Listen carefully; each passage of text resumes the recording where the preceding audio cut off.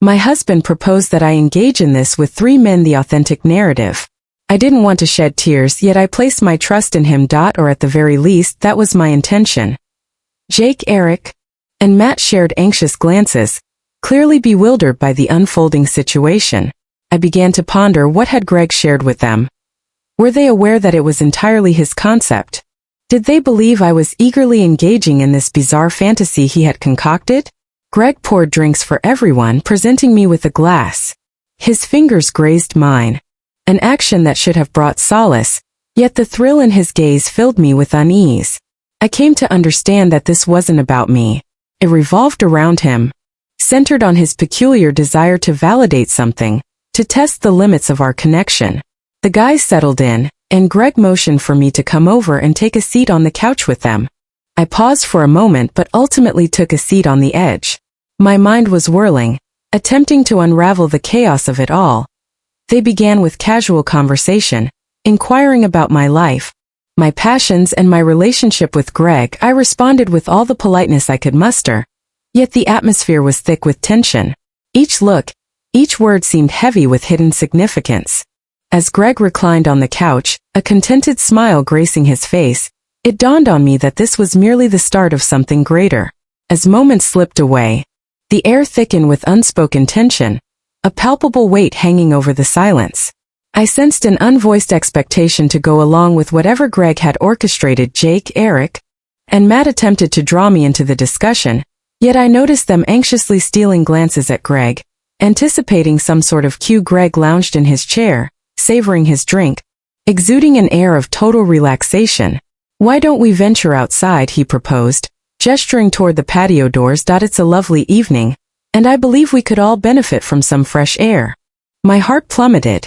I was hesitant to venture outside, where the soft glow and the hidden corners would deepen the sense of intimacy in the air. However, I sensed a confinement, as though there was an implicit demand that I adhere to. I cast a sidelong look at Greg, wishing he would pick up on my unease, yet he appeared completely unaware. He was already rising. The group stepped out onto the patio and I lingered behind, sensing that I had little option but to follow. The refreshing night breeze caressed my skin as we ventured outdoors. The stars shimmered in the night sky, a sharp juxtaposition to the weighty sensation in my heart. Greg gestured for everyone to gather around the fire pit, and I hesitantly took a seat, making an effort to avoid eye contact with anyone. The flames danced joyfully, filling the air with a warm, inviting sound. Greg began discussing the significance of trust in relationships. "Trust is everything," he remarked, his gaze fixed on me. At times, to genuinely place your trust in another, it's essential to venture beyond your comfort zone and challenge your boundaries just a bit. His words lingered in the atmosphere, and it dawned on me that he wasn't merely referring to the two of us. The guys appeared to notice it as well. Jake, who had remained the most reserved until now, cleared his throat and leaned in a bit. "So what do you envision for tonight, Greg?" he inquired, carefully softening his tone. Greg smiled, his gaze still fixed on me. He remarked, almost nonchalantly, that Claire could stand to relax a little more. She has always had a certain reserve about her, a touch of shyness, and I believe that tonight would present a wonderful chance for her to unwind, to embrace a sense of freedom. His words caused a knot to form in my stomach. This wasn't what I had anticipated. I had consented to something innocent and fun, yet here I was beneath the stars, surrounded by 3 unfamiliar faces who gazed at me with anticipation. I felt laid bare, defenseless. Greg's gaze was fixed on me, anticipating my reply. Eric shifted uneasily in his seat, darting glances between Greg and me. "Isn't she, dear?" His question lingered, and I struggled to articulate a response. My mind was in a whirlwind, grappling with how I had found myself in this predicament. Did Greg want me to perform some fantasy with these guys? Was this a measure of my allegiance? Or was he merely testing the limits of my endurance? Jake, Eric, and Matt were unmistakably uneasy now, their earlier intrigue dissipating. They likely arrived with the anticipation of a lively evening, believing Greg had something thrilling in store for them. But now it appeared they were beginning to grasp the gravity of the situation. I inhaled deeply and rose to my feet, shattering the heavy stillness that surrounded us. "I believe I require a moment. I remarked, my voice quivering just a bit. I turned toward the door, wishing Greg would let me go. But just as my hand grasped the handle, his voice broke through the silence. Claire, he said softly. Yet there was an undeniable authority in his voice. You're staying put. I stood motionless, my hand lingering on the frigid metal of the door handle. Greg's words lingered weightily in the atmosphere. My heart raced, and for a fleeting moment, I felt an overwhelming urge to flee, to swing open the door and retreat back into the house, away from the oppressive tension that surrounded me.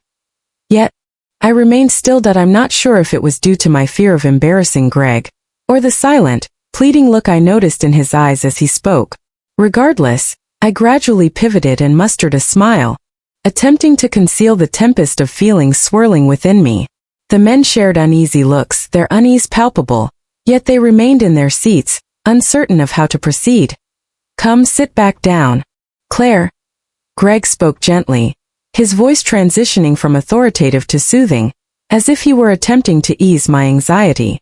You're getting caught up in your thoughts. I paused for a brief moment, but ultimately, I settled back into my seat. My thoughts were whirling uncontrollably.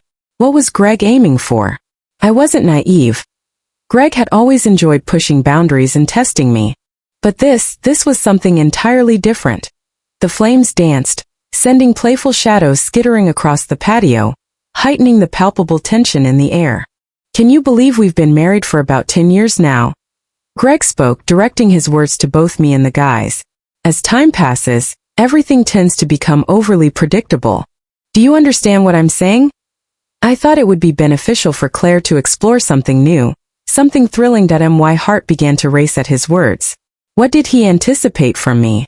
What was I meant to do with these individuals? Their eyes sparkled with curiosity, yet they mirrored my own confusion perfectly. It was undeniable that each of them possessed their own charm. Jake with his understated strength, Eric with his laid-back demeanor, and Matt with his youthful grin. But this was not what I desired. Not in this manner. Jake was the first to speak up once more. Greg, I don't think we're all on the same page here, he said thoughtfully, casting a glance in my direction. We aim to ensure that everyone feels at ease. Eric nodded, feeling the palpable tension in the air. Yeah, this feels a little strange. While Claire's feelings seemed to waver, I appreciated their concern. However, Greg appeared completely unfazed. He leaned in, his eyes locked onto mine. Claire, I wouldn't have involved you in this if I didn't believe you could manage it, he said softly. I understand you more deeply than anyone else. I understand that you feel confined, ensnared in a cycle. This is your opportunity to step out, to explore something different, and you hold the reins. It's up to you to determine the extent of its journey. I sensed my breath hitch in my throat. The way he presented it made it seem so straightforward, as if he were granting me some kind of freedom, yet it felt more like a harsh challenge.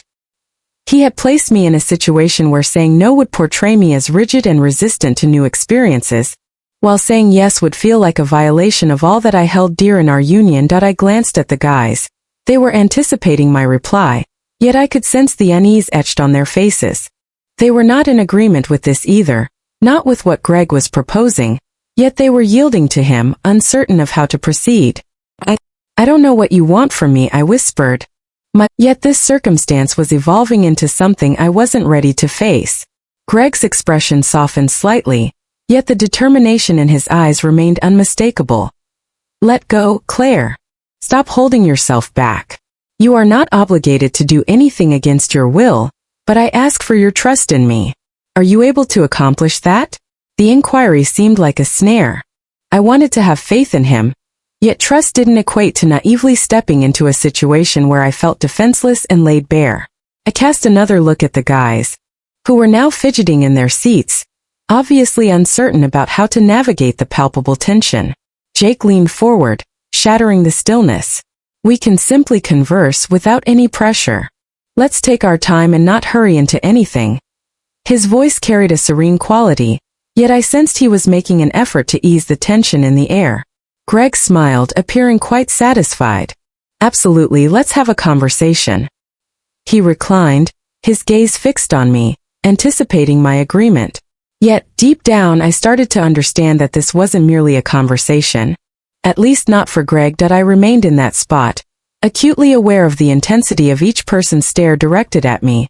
The fire crackled, its sound resonating with the tension that hung in the air, as if the flames were reflecting the immense pressure I felt. Greg's words resonated within me, urging me to release my grip, yet I found myself unable to do so. I found myself unprepared for his intentions for the evening, and with each passing moment of contemplation, the reality of the situation crystallized in my mind. It wasn't focused on me. It never truly was. Jake, Eric, and Matt shared uneasy looks, unmistakably aware of my unease. They hadn't anticipated this twist in the narrative, and it appeared they were also seeking an escape. Much like I was, Jake cleared his throat, attempting once more to shatter the oppressive silence. Listen, Claire, if you're feeling uneasy, we can simply wrap things up for the evening. No hard feelings at all. His words felt like a lifeline, and I yearned to grasp it, yet Greg's gaze was fixed on me, his expression steady but demanding, as if he anticipated my choice would shape the course of our relationship moving forward. He had never challenged me like this before, and now I found myself teetering on the brink of an abyss I was reluctant to plunge into. I believe that's a solid idea, I finally stated, my voice trembling yet resolute. I feel uneasy, Greg. I was open to exploring new experiences, but this isn't what I had in mind. Greg's face tightened for a moment, a brief flicker of disappointment crossing his features. He inhaled deeply. I figured you might be interested in stepping out of your comfort zone for a change. I recoiled at his words. He wasn't merely disappointed, he was wounded. Yet I couldn't allow that to sway me, Greg. I've always had faith in you, but this feels off. I can't simply feign enjoyment for the sake of your desires. The three men, feeling that the evening was drawing to a close, gradually rose to their feet. Jake offered me a sympathetic glance, gently placing his glass on the table. We didn't intend to cause any tension, he said gently, looking at me. I wish you all the best in resolving your issues. Eric and Matt expressed their agreement, offering apologies for the uncomfortable situation they had unintentionally found themselves in. They collected their belongings, offering courteous nods to Greg, before making their way to the door, clearly anxious to depart. As the door clicked shut, an enveloping silence descended upon the house. Greg stood by the fire, gazing into the flames, his jaw set tight. I gazed at him, uncertain of how to respond. A fragment of my being wrestled with guilt for not adhering to his scheme, yet a more resolute part of me recognized that I had made the correct choice. Despite my deep affection for Greg, I couldn't allow him to steer me toward something that contradicted my core beliefs.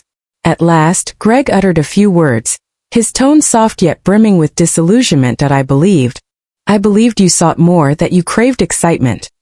For months you've expressed your boredom and weariness with the routine. I was simply attempting to offer you something unique.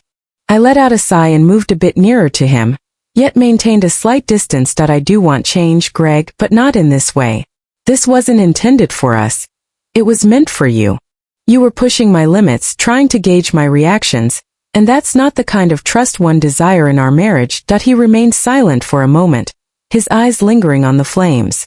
I could perceive the thoughts racing through his mind, the disappointment gradually yielding to comprehension. He inhaled deeply and finally met my gaze. Perhaps I overstepped, he confessed, his tone gentler now.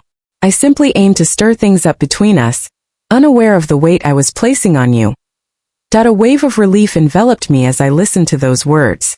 It's perfectly fine to desire change, Greg, I said softly, but we must approach it together, not in this manner, not by involving others. We must enhance our communication, understanding what we both desire while respecting the boundaries that ensure neither of us feels uncomfortable. He nodded, the weight on his shoulders finally lifting. You're absolutely correct. I was indeed pushing too hard. I apologize, Claire. For the first time that evening, a sense of tranquility washed over me. It wasn't an ideal resolution, but it marked the beginning. Greg and I had much to discuss, many things to unravel, but for the moment, we found ourselves aligned once more. I extended my hand, fully aware that this night would transform our relationship, yet perhaps in the end it would lead to something better.